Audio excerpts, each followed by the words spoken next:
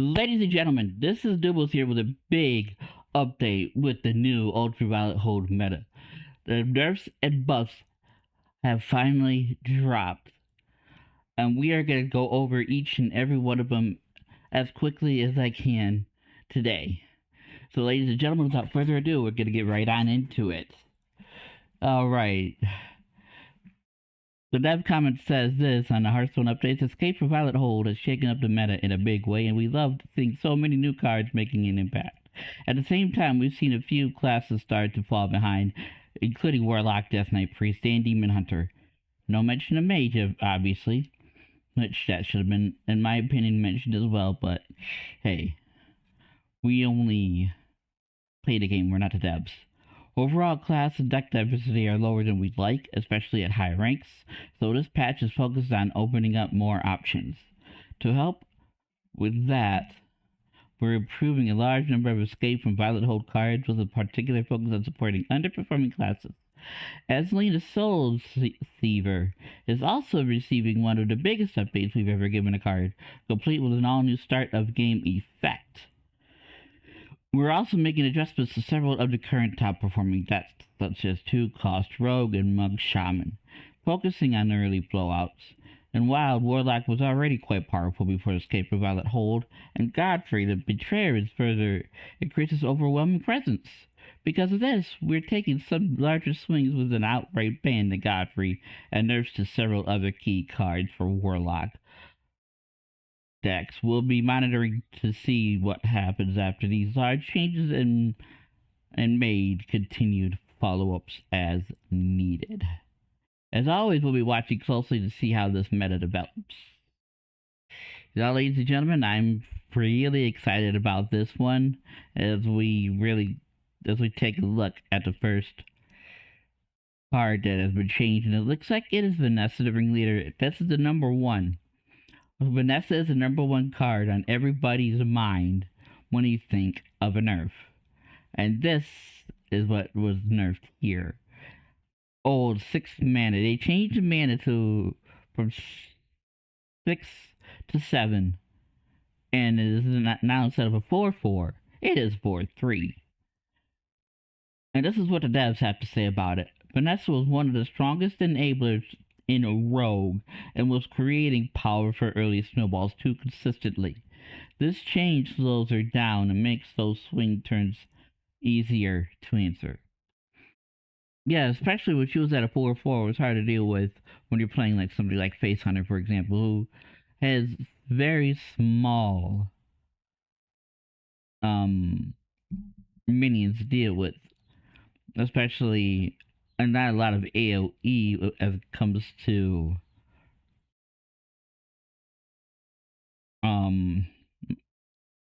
not lots of what I was gonna say.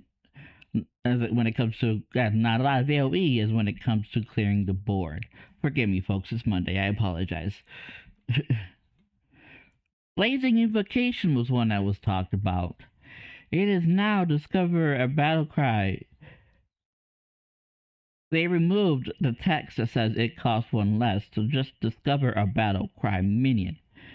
Now, hopefully, Mugsy Shaman or Mug Shaman still able to be played. We'll just have to wait and see as the meta progresses after these nerfs and buffs are allocated into the game. Now, the dev says this about the nerf to Blazing Invocation. It was accelerating some of Shaman's strongest plays too differently. Removing the discount slows those turns down while preserving the card's core identity. Shaman's strength has put the class firmly on our radar, and we'll continue to monitor its performance as we see how this change plays out, including the impact of other early game mini generators. Now, there's still the location aspect of it, right? Like the low security wing still can cheat out minions, so we still have a way to cheat the cost of each minion, but nerfing Blazing Invocation really, excuse me just a second, really was a cause for concern. As a turn 1 cheating out minions, you laying them down by turn 3 or turn 4. For an example. My favorite card, the Dragon Warrior archetype, is Warp Tooth. Now, they nerfed it for 3 to 4 friendly characters take damage on one of your turns. Okay, I can see that. I can actually see that. So that way Mother Duck isn't the only proc that draws out both Warp Teeth. Yeah, it was hitting the battlefield too easily. That's what the devs are saying. So they are saying this: Warp Tooth was hitting the battlefield too easily and creating explosive damage turns. Requiring additional setup gives opponents more time to respond. I'm not sure how. I'm not sure how that's gonna give them time to respond to Warp Tooth, just for when it's on your turn. That's another we'll have to wait and see what's gonna happen with the card once we see more gameplay. Notice Troublemaker. This was another card that everybody was talking about. Its old battle cry read: deal 2 damage to a random enemy, shoot 1 time, while holding display cards for 2 mana to shoot 2 more. Instead, they changed the battle cry to deal 1 damage to a random enemy, shoot 1 time, while in hand or deck play cards for 2 mana to shoot more. Although this is a nerf and a buff, because before you couldn't actually buff the Troublemaker's rocks being thrown at you in your deck, while in your hand you could. So it's just like Jade Guardians now. Interesting. But this is what the devs have to say about it.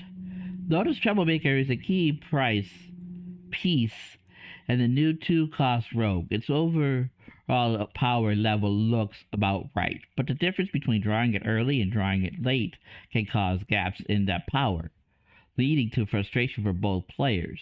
This change helps smooth out that draw variance while also reducing the speed of the burst damage. Enough said. And this is what really surprises me. They're nerfing Confronted Tovier again from 4 mana to 5 mana. Does that mean Face Hunter is dead? I doubt it. People will still be playing Face Hunter. And maybe time for a new archetype to hit the battlefield. Maybe Companion. Maybe I don't know why they decided to nerf this again. But they did. There's not even a comment as to why they decided to nerf it. It was just a powerful card, according to the devs. They had to nerf it one more time, almost completely killing the card.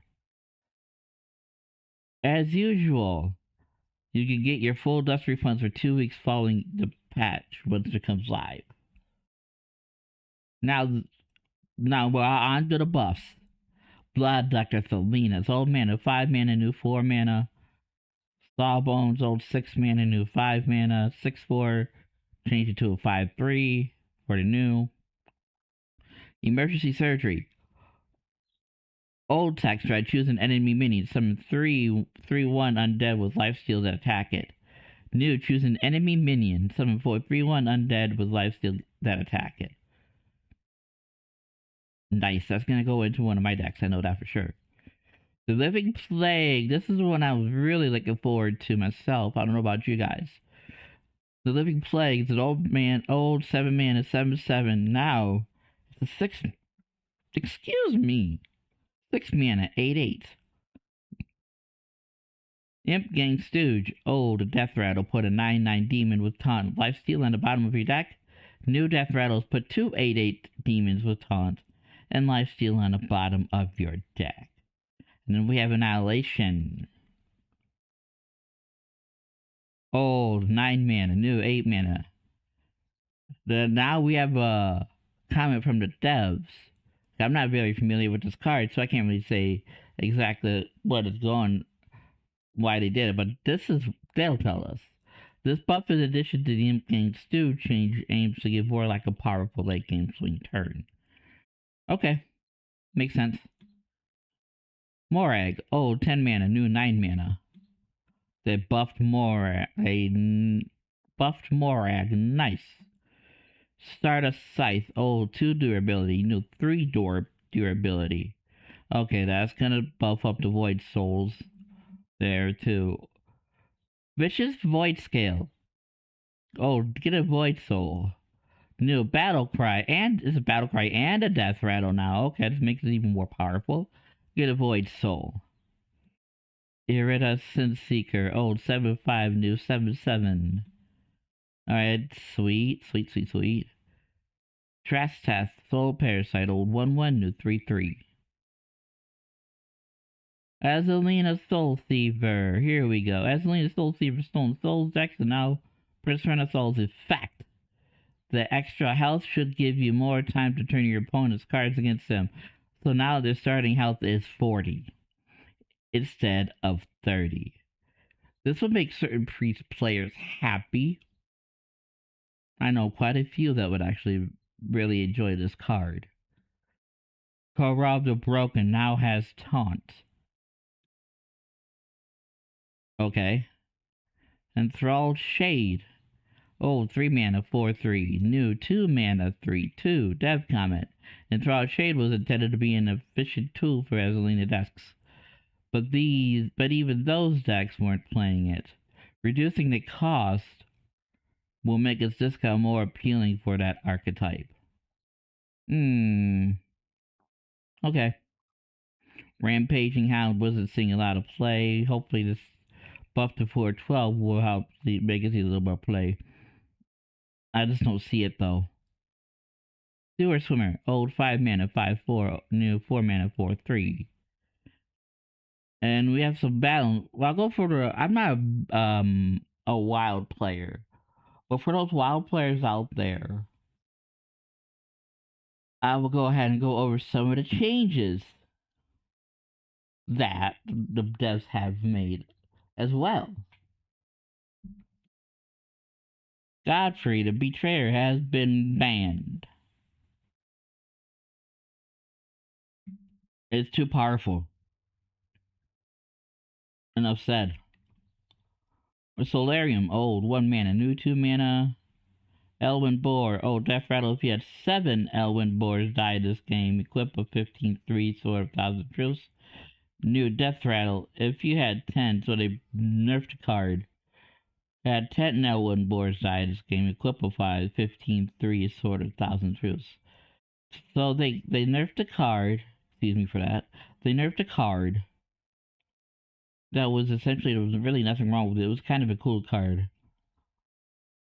when I played in the standard, but the devs saw something wrong with it, so they decided that they would nerf it instead. Swift Scale Trickster, old 4 mana, 2/2, new 6 mana, 4/4. And this is what the devs have to say. Swift Scale Trickster enables some of WoW's strongest mana cheating turns. Increasing its cost reduces those early power spikes while keeping the card available for future experimentation. Alright, and that is it, ladies and gentlemen. I hope you liked what you have seen today. If you did, please leave a like, comment, and subscribe for more future content that I put out on my YouTube channel. This is Doobles. You guys have yourselves a wonderful afternoon, morning, evening, whatever it may be in your time. I will see you in the next video.